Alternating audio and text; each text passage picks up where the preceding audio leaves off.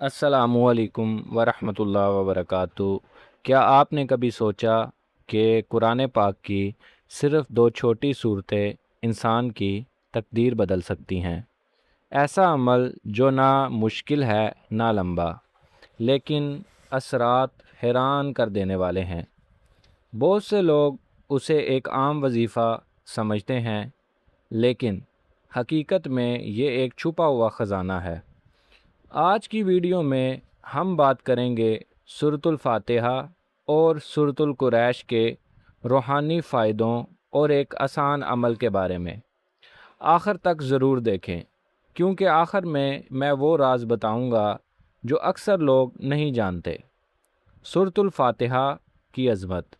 नाज़रीन, सूरतुल फातिहा कुरान पाक की पहली सूरत है, लेकिन उसकी अहमियत सिर्फ़ आगाज़ होने की वजह से नहीं।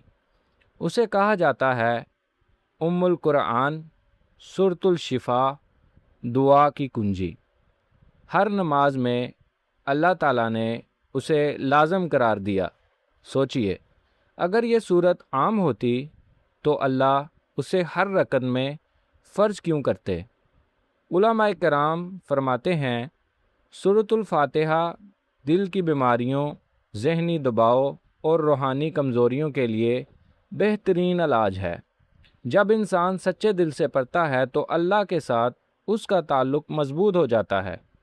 एक हकीकी सबक। एक बुज़ुर्ग फरमाते थे, जब ज़िंदगी में रास्ते बंद हो जाएं, तो सूरतुल फातिहा को अपना सहारा बना लो।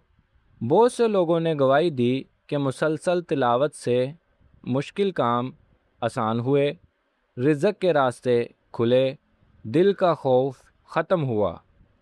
असल ताकत यकीन में है। सूरतुल कुरैश की बरकत। अब बात करते हैं सूरतुल कुरैश की। ये सूरत हमें अल्लाह की नेमतें याद दिलाती है। अमन, रिज़्क़ और हिफाजत।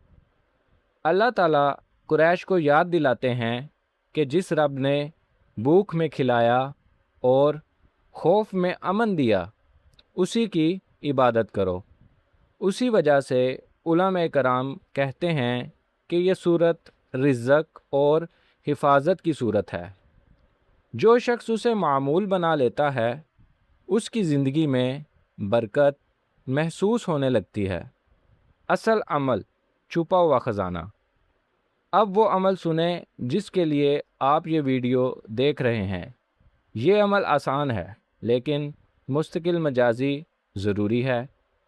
फजर नमाज के बाद 7 मरतबा सूरतुल फातिहा, फिर 3 मरतबा सूरतुल कुरैश पढ़ने के बाद हाथ उठाकर दुआ करें, या अल्लाह मेरे रिज़्क़ में बरकत अता फ़रमा, मेरे दिल को सुकून दे और मेरी मुश्किलात आसान फरमा। ये अमल कम अज़ कम 21 दिन जारी रखें। ज़्यादातर लोग वजीफ़े शुरू तो करते हैं, लेकिन चंद दिन बाद छोड़ देते हैं। याद रखें, कुरान जादू नहीं, ये अल्लाह ताला का कलाम है। जब यकीन, सब्र और नियत शामिल हो जाएं, तो मामूली अमल भी ज़िंदगी बदल देता है। अगर आप चाहते हैं कि घर में सुकून आए, दिल मुतमिन हो और रिज़्क़ में बरकत हो, तो आज से ये अमल शुरू करें।